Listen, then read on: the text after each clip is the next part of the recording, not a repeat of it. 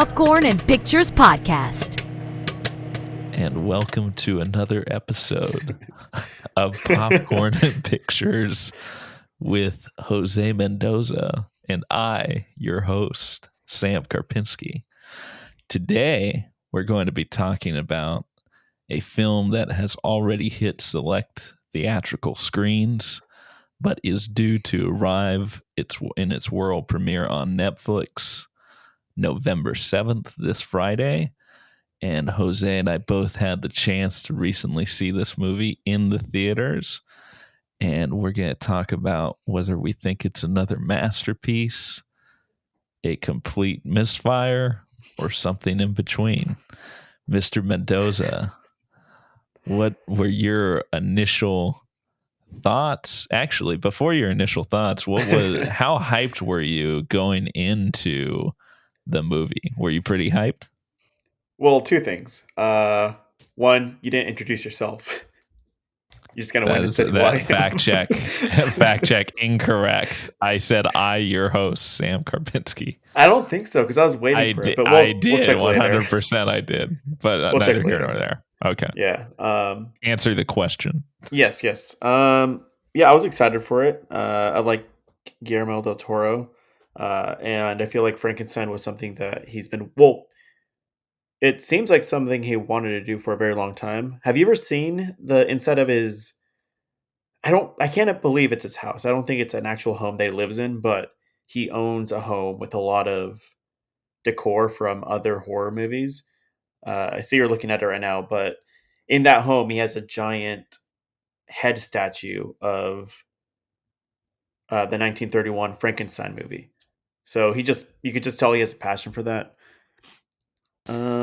Which I think it was. I was actually proud of myself. I was talking with one of the people I saw the movie with, and was telling him, hey, this was a passion project of Del Toro's, and he's been working on it I think over 10 years at this point.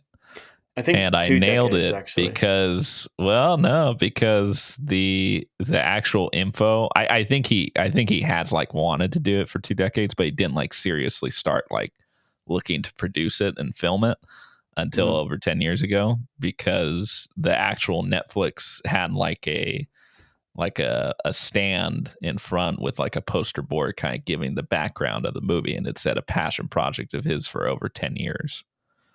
Okay. So yeah. Anyway, I was proud of myself. Not that it matters. Okay. Have you seen the house that I'm talking about though? It's an insane I've heard of it, and I've seen bits and pieces, but obviously never been. Well, no, that's what I'm trying to. That's what I'm wondering, if it's a residential space, or maybe if it's a little venue that you go walk he through. Owns. It looks like it's more of a venue. He has a 2-story house, which is a creative man cave. It does not look like it's necessarily. Yeah, it does not look like it's necessarily available for the public to just come in and take a look. Oh, okay, never mind. I was hoping that'd be the case, but anyways, to answer your question, I was really excited just for that fact alone. I feel like I'm always fascinated. It happened with Pinocchio too. Pre-existing properties or IPs that I'm excited to see Guillermo do his own little twist on it. And I haven't read Mary Shelley's novel. I'm actually reading it right now. The movie got me excited to read the book, so I'm reading it right now. And based kind of what I know about Mary Shelley's novel, it seems like Guillermo was, for the most part, pretty truthful to the book with his adaptation. But I like to see his own little twist to it. Yeah, from what I've read, it's of the many adaptations, it's the most faithful.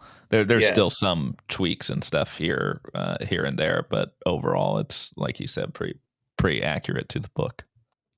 I clearly got a reaction out of it. I don't think it's his best project. In fact, based off what I've seen of his portfolio, there's still a lot that I haven't seen. I haven't seen Pacific Rim or Kronos, which is, I think, his earliest film that he's made. But I think it's his worst one, or at least one of the worst ones that I've seen of his. And So I'll get into that bizarre. I later. I completely forgot that he directed Pacific Rim. That's such Yeah, a weird thing to it's really know. bizarre. And there's been rumors that there was a Godzilla and Pacific Rim crossover, but that's yet to happen. And I don't think that's going to happen. No, There's no definitely way. not. No. Anyway, continue. What are your thoughts? I saw you loved it. Well, so I actually I came out of it. I liked it. I was a little I wasn't quite sure like where my final thoughts would land on the movie. That's why I like to not rate things ahead of time because I just kind of want to digest them. I rated it this time because there was a fun little letterbox Easter egg once you log the movie, which I'm sure you've seen. Politely.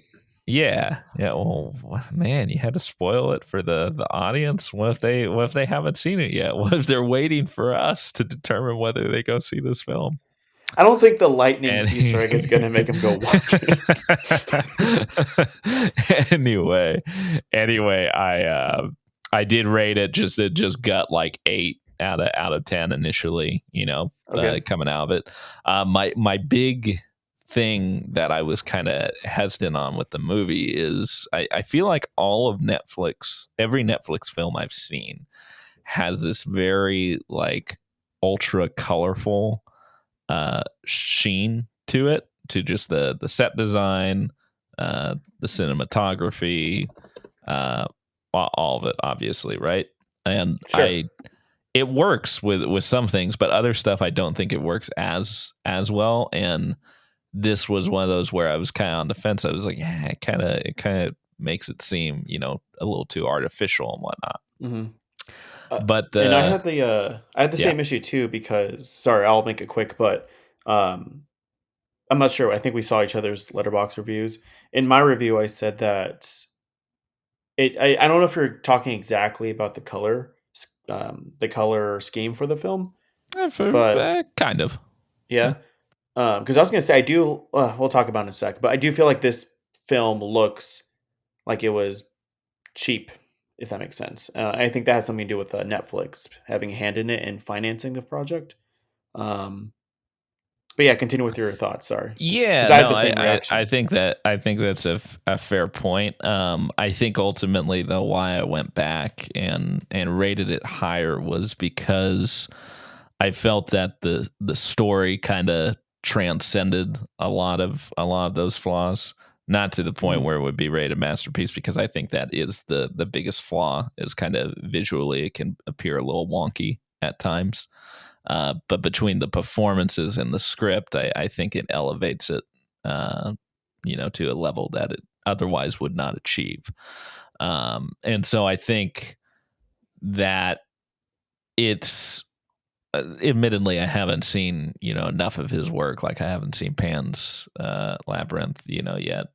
Stuff that would definitely kind of influence it. Also, like Shape of Water, Mhm. but I don't. I don't know. I just this was one of those films where it kind of it sat with me more as it went on, and I was like, the script and the performances and the ideas behind it at play kind of over covered over kind of the weaknesses of maybe the actual visuals, which is not to say that they look bad, or anything. It's just Mhm. they kind of look like you said, like, oh, maybe if they had a bit more time or maybe a bit more money, which Yeah. obviously isn't really an excuse, maybe it could have looked a little bit better. But I still felt like overall the visuals still served the film.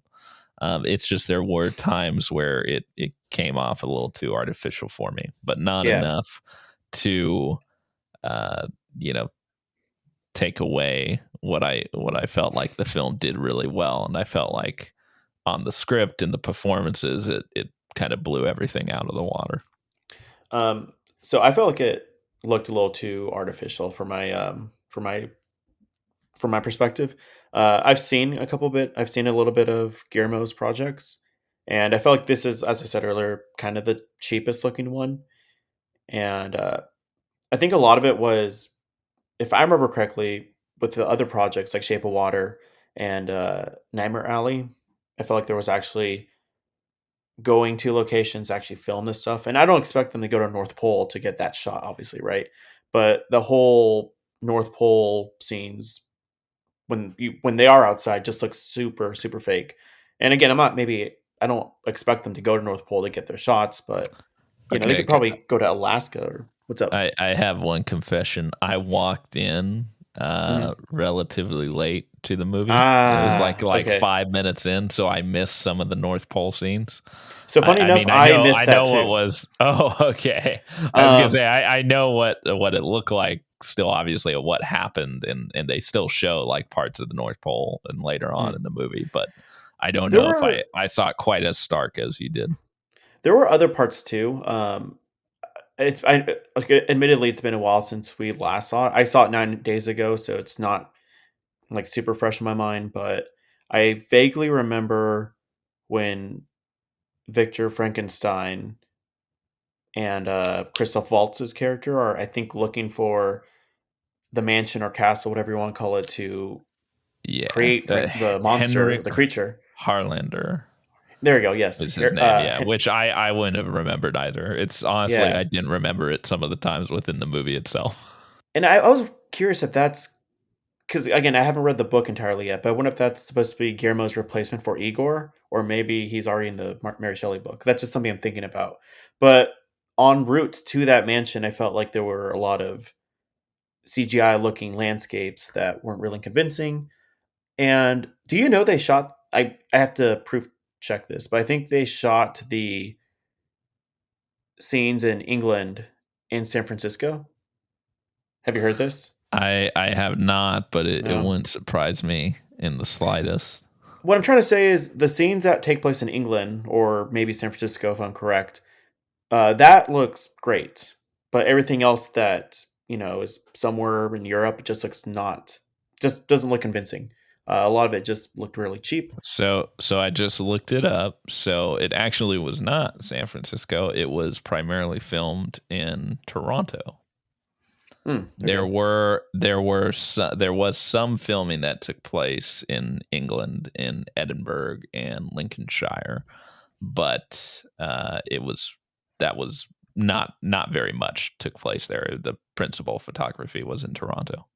gotcha. Okay, I don't know where I read San Francisco, but anyways, my point still stands though. I just felt like everything looked pretty artificial. You did touch on something that I thought about though, and it is kind of Guillermo's vision that really elevated this film. I'll let you talk in a sec, but there's a scene where Victor is kind of presenting the idea of bringing something back to life, and he has that corpse in just the center of the classroom, and it's spoiler maybe, but it's just like the torso and a hand. He is able to like reanimate it. I thought that was cool. Just the way that all looked. That was No, like I agree. purely That was awesome. Guillermo's vision. I think moments like that is what elevates the movie for me. Um, but again, I Yeah, just I don't think it's agree. his best project. That's borne out by one of the people I saw it with. Tends to get a little bit more squeamish when it Mhm. comes to body horror, Mm. graphic gore, like there was in the film, especially when he's quote unquote building Frankenstein or Yeah, that was all Frankenstein's great. monster. Uh, so but to your point, that didn't ruin the person's enjoyment of the movie. He thought it elevated it because you're supposed to be kind of somewhat disgusted by what he's Mhm. doing. You're not. I mean, he's playing God and he's tapping into dark stuff to do what he does. So it's Yeah. not supposed to be pleasant in any way. You're supposed to be kind of repulsed by it. So I think that scene that you're referencing was like a good kind of introductory, okay, like this is where it's gonna go, and kind of ease you into it as it gets more and more graphic when he's actually building the monster's body. Mhm. And yeah, I think what I liked about it too is that when you went to go see it, how busy was the theater? Was there a lot of people there to see it? It was packed. I saw it at the Egyptian Theater, which is Oh, now cool. owned by Netflix. So Nice. it was packed. It was a full house. There was no empty seat that I could see. Okay. That's cool. My theater was kind of busy. I'd imagine you said there wasn't a single empty seat. My theater wasn't like that, Yeah, well, but it's it also, was the Egyptian in LA, so no, sure. yeah. But what I'm trying to say is though is like the people were there to because it was a few days before Halloween too. I'd imagine because there were some children there too. I thought it was just like families taking out to see That's a their little scary. children. I But mean, like like 12 years old, maybe. Not okay, like yeah. not like I 5 years still old. don't know if I would say it's appropriate for 12-year-olds, but to No, I each don't their think own. so either. But it's like Halloween was right around the corner. I imagine that's why people went to go see it because it's horror. Oh yeah, But I'm sure it was timed for that. I'm honestly a little surprised they didn't bump it up, both the Netflix release and the theatrical release, a little bit to take more advantage of the Halloween season. well, I think they did because it was in October. But what I'm trying to get at though is that the film wasn't very Well, yeah, scary. It but doesn't. It's not really a horror project, I agree, but I Yeah. was talking about because the Netflix, because they have like the 2 week theatrical run, and then it's like then it goes to Netflix Oh, I see. afterwards. Yeah, So the Netflix premiere is this Friday, the 7th. after Where Halloween, right? Yeah, I see what you're exactly. saying. So I was a Mhm. little surprised. Not that matters, because you're right. It At the end of the day, it's not so much a horror film. Mhm. It's, No, if anything, I mean, it's more of a sci-fi film than yeah. anything. Uh, a lot of people credit the book as being kind of the first sci-fi ever written. Yeah. Mhm. Yeah. Yeah, that, I mean, that gets to, which, I mean, the entire plot revolves around a person trying to use science to play God. So it by definition is science fiction. Yeah. Yeah. And you kind of raised up a good point about the film being released a little before Halloween and then put on Netflix a little after Halloween. Do you think? I'm trying to think how I'm going to ask that, and maybe you could kind of catch what I'm saying. But do you think they were trying to? I guess I'm curious if people care about box office numbers anymore. Because I'm wondering if maybe they put that Netflix doesn't. before. I don't No, think. right? That, I mean, the reason they release theatrical films theatrically is so they're eligible for Oscar nominations.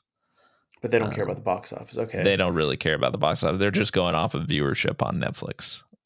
Because you made me question right now. I'm not saying like I'm blaming you. I'm just saying you raised up a point where I'm wondering if maybe they released before Halloween to just try to get some numbers in the box office. But you're right. I guess they don't necessarily care about that anymore. No, I mean, I think, not to turn it into a rant on Netflix. I think Netflix is kind Rant of on.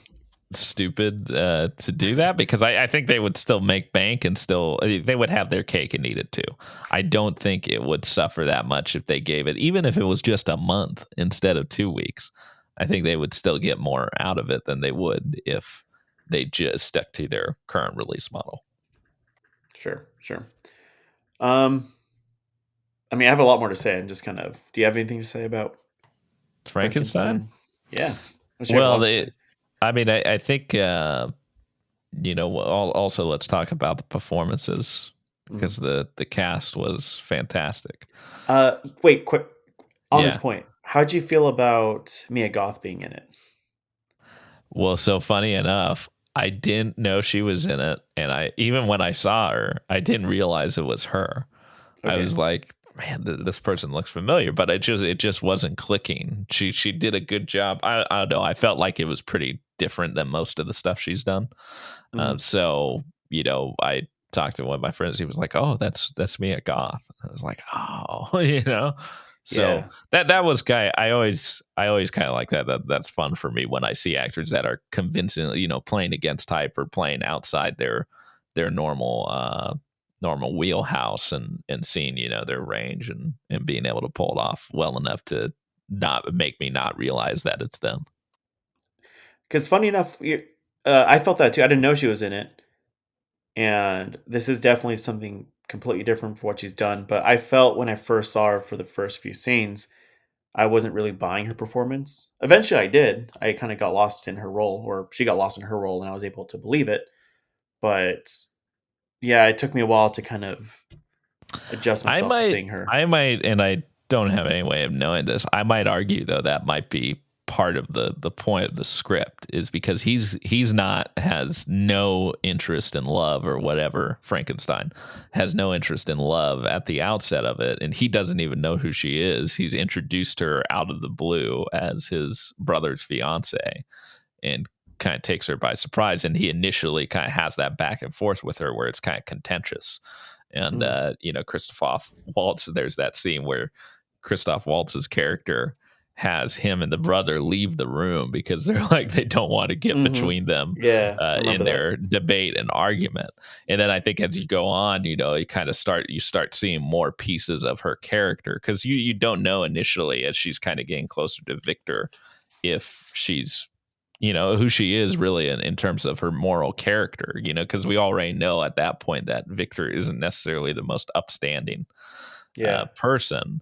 So I kind of felt like there was a little, will they, won't they in there, and as you're getting more and more of her character as it goes on, and gain a more complete picture of who she is, until it kind of, wraps out at the end, or towards the end, where it's like, it's clear she, really wants nothing to do with him anymore. Sure. Okay. At that point, because she recognizes kind of what he is and what he's done. So you're saying you thought they casted her to kind of subvert expectations in a way, or just kind of be misleading? Is that I think actually, hold on one sec. I'm going to pause the recording. So the way I kind of understood that is, I said subvert expectations, but I think a better way of asking is, you think it was intentionally supposed to be misleading to kind of put Victor Frankenstein at keep I think him on so. his toes? Okay. Yeah, I think so. Interesting. Yeah, because it's almost, it becomes, I don't know, it wasn't presented the way like, oh, it's like a binary choice, he could, fall in love with this woman and go off with her and be that. It's not really presented as that, but it I think is more kind of like a glimpse of like, do you really, you're being driven by this obsession. Are you ignoring other things in your life, or you could potentially have, because of this obsession with, conquering death? Okay, cool. Going back to your question though about the performances, I thought they were all pretty great for them. Not for the most part, but I thought they were all fantastic. I was a little disappointed with, considering that Guillermo is kind of the forefront of practical effects. Maybe not the forefront, but with his costume designs. He's a big proponent of them. Yeah. I was a little disappointed by, not necessarily his performance, Jacob Elordi, but the way he looked. I didn't expect like the green classical Frankenstein monster look, but I just was kind of upset that he didn't do a little better with that costume design. Well, do you know what the influence the design of this Frankenstein or the classic? Of this Frankenstein, like the actual design of the monster. I know that in the Mary Shelley book, it looks nothing like the green Frankenstein. I know that he has long hair. I would imagine that this Frankenstein is a little bit more faithful to how Mary Shelley depicted it, but I'm not sure if that's what you're asking. So no, I don't. No, so, and I'm looking it up right now. I forget the name of it, but it's actually was partially influenced by an illustrator, and here I'm looking it up, Bernie Wrightson, and his portrayal of the monster, which does look very, very similar to Jacob Elordi's design. Now he used other things. It's not like it's a one for one comparison. Yeah, right. But you definitely see the influences there. I'm looking at it too. It looks very comic book. I mean, like his style, but I see the parallels though. That was like written in like a graphic novel, or drawn in a graphic novel adaptation of Frankenstein, the book. Okay. But I definitely see the parallels for sure. Yeah. The long hair. Yeah. Yeah, it's you're right though. I mean, it's obviously we all have on our heads the classic 1930s, which looks nothing Mhm. like the book's design, or at least the image she portrays in the book. Mhm. Let alone really even getting close to accuracy. Which you kind of made me think about. Have you seen the 1930s Frankenstein at all? I've seen Yep. the entire thing front to back. I Nice. it's a interesting movie Okay. in context, especially given how influential it was, but yet it's not a very faithful adaptation at No, no, all. not at all. Bride of Frankenstein, though, kind of is, from my understanding. At least half of the book with the blind Yeah. hermit who runs Hmm. across. I bring that up because I was reading about this movie, and I think because I feel like we're kind of talking about a lot of stuff, but another thing that I kind of I guess a flaw with the movie, you want to call it that, is I felt like it was a little rushed. And it turns out that Interesting. Guillermo was hoping to make this a 3-film project, so a trilogy. And it kind of felt like that. It felt like we saw an abridged I had version. I hadn't heard that. No? I I'm glad he did not though, because I don't think it would have justified 3 movies. Yeah, maybe 3 is a little much. And I think in the actual quote he said 2 or 3. I think I could have seen definitely 2. 3 might have been a little much, but it does feel like the story was condensed to, I don't know, make it a what? How long is this movie? 2 hours Well, and 30 and minutes? what? Yeah, it's like over 2.5 hours. I feel like it I could have mean, been longer, and it would have it's been better. close to. I mean, in your estimation, then though, what should have been expanded in a hypothetical sequel? I just felt like a lot of it was rushed. The whole life after the Frankenstein monster ran off, and I'm not talking about the creature's perspective, but I'm talking about Victor's perspective on how his life was. I would like to see more of that. Um, Apparently, in the book, and that's kind of what I'm talking about. But in the book, because having know what happens in the novel, there's a point where Frankenstein says, "Create me a partner," or I'm gonna. I might be summarizing horribly, but create me a partner, or I'm gonna hurt you or something. So Victor starts creating the partner, and then he gets upset that the monster is watching him create the partner Yeah, because now Victor feels like he is now, the pet basically to the creature. So he destroys the partner, which presumably is like the Bride of Frankenstein, and at that point, the creature tells Victor that he's going to kill his spouse whenever he gets married.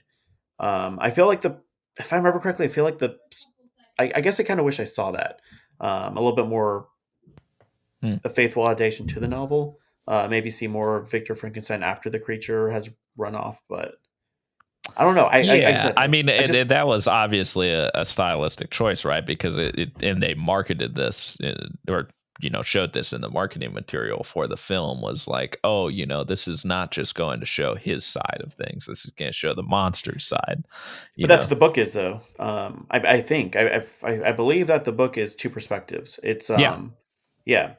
It starts off with the 4 chapters by Captain Walton, who is the basically the yeah. captain that we see at the start of the Yeah, film. exactly. We don't see the letters though. Then it's Victor's perspective, then the monster's perspective.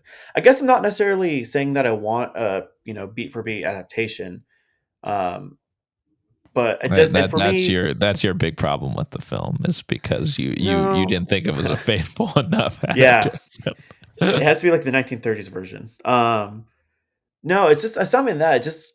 And again, it's been 9 days since I've seen the film, so it's not quite fresh in my mind. But I do remember thinking that I wish some of the scenes felt a little bit more fleshed out.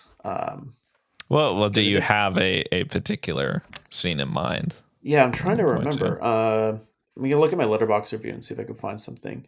I'm not sure if you want to try to fill the dead air while I do that, but No, yeah, I mean, I feel it. I think just go back to it. One of the things I appreciate about the film is the ability for it to show kind of both sides this time. I you may question like whether the conclusion of the film is actually pro, like in terms of the monster, which I think there's a good argument to make, especially in light of the rest of his filmography, that it's very much kind of like in favor of the other, and condemning Victor, the titular creator in this case.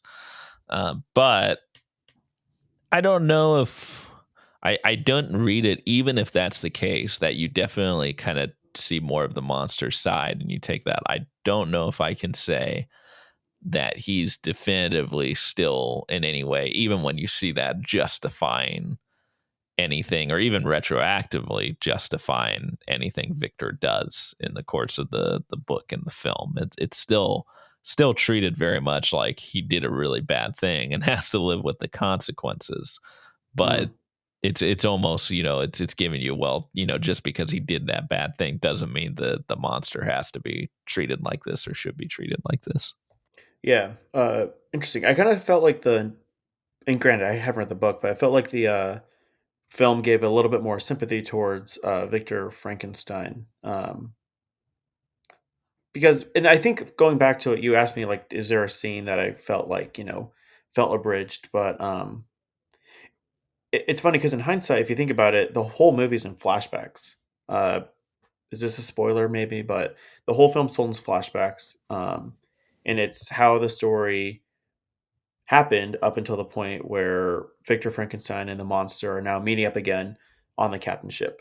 Um, it's funny because if we don't see the flashbacks, all we really see is the monster getting on the ship, trying to get to Victor Frankenstein, and then Victor telling his side of the story, and then the monster telling his side of the story, and then they kind of,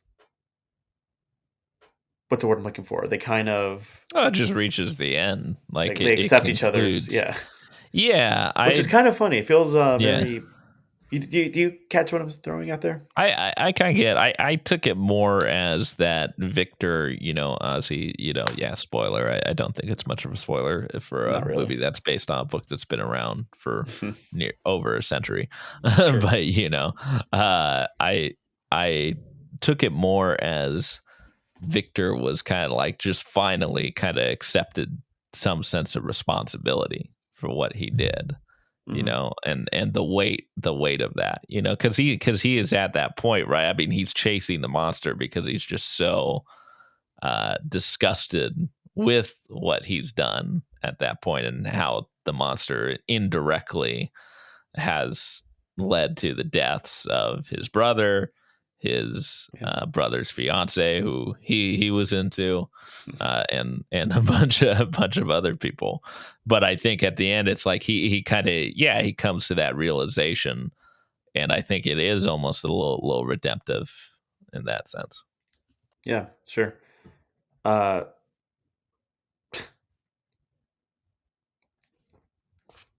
else to say? I know, Frankenstein, folks, go check it out. I on kind of wish Netflix that. on November 7th. And then, are we wrapping it up? I was gonna say I kind of wish we did this sooner. I know think it's we my should wrap fault. it up soon. I think we I should know it's wrap my it up fault. soon. I know it's my No, it's fault fine. that we didn't do this till now, but I kind of wish that we saw it sooner to. Because damn it, like so much has happened since I last saw it to now. Yeah, and I for can't sure. quite Well, remember. yeah, that's don't make the same mistake that we did, people. Go see it ASAP. If you're at home, wait till November 7th, stream it immediately, stream it at midnight when it goes live on their service. If you're still in an area where it's playing in theaters, go right now. Don't wait. Do it tonight and watch it in the best way possible, because it still truly is a film designed for the big screen, even though it's not being See, made by a company that is. I know we're wrapping up, but I don't feel like that. I feel like this movie was made for the small screen. Having it seen on the big screen, I'm like, ugh, like this looks like it was meant for Netflix. Interesting. But that's just me. We'll let the audience decide. What was I gonna say? And we will. One final thought. We have to give ratings. The ratings. I have it right now as a 9 of 10. it could go down to an 8 of 10, but right upon a second watch, but I don't think it'll go lower than that. Okay. I felt like it was a 7 out of 10. Like I Which said, for it's not as, context, your 7 is most people's 6 or 8. Rather 8. maybe. I just felt like Guillermo has done better. And I at Yeah. 7 I'd recommend it. I don't think it's, masterpiece level though. I think 8 and above could be masterpiece for some people. Yeah, Um, see, no, a masterpiece is a masterpiece. It's perfection. If it's not a masterpiece, then it's not a masterpiece. I I think I think people can have a few masterpieces. Stanley Kubrick for one. Oh, He's you got a can few. have you can have as a director or filmmaker multiple masterpieces, but one person, for me, I feel like a masterpiece has to be. Well, for one thing, it's still subjective, right? Yeah, You sure. what your masterpiece is may not be a masterpiece for someone else, but you can definitely a masterpiece in my mind is would I change anything about this film? And there are things I would change about this film, which is why it does not rate as a masterpiece, which would be a 10 of 10, a perfect score for me. Okay. I guess 8 out of 10, maybe not masterpiece, but I think it's like, excellency. Yeah. Yeah. Yeah. Yeah. Yeah. Yeah. So Uh, good, not great in your opinion? Great, not excellent. Great, not excellent. All right. That's Yeah. how I Yeah. that's how I would I would But, probably rate it as excellent. okay. And then But now we're just getting masterpiece is one semantics. step above excellent. But anyway, that's it for episode 2, covering Netflix's Frankenstein for popcorn and pictures. Until next time, I am your host, Sam Karpinski, along with co-host Jose Mendoza. Mwah. Goodbye.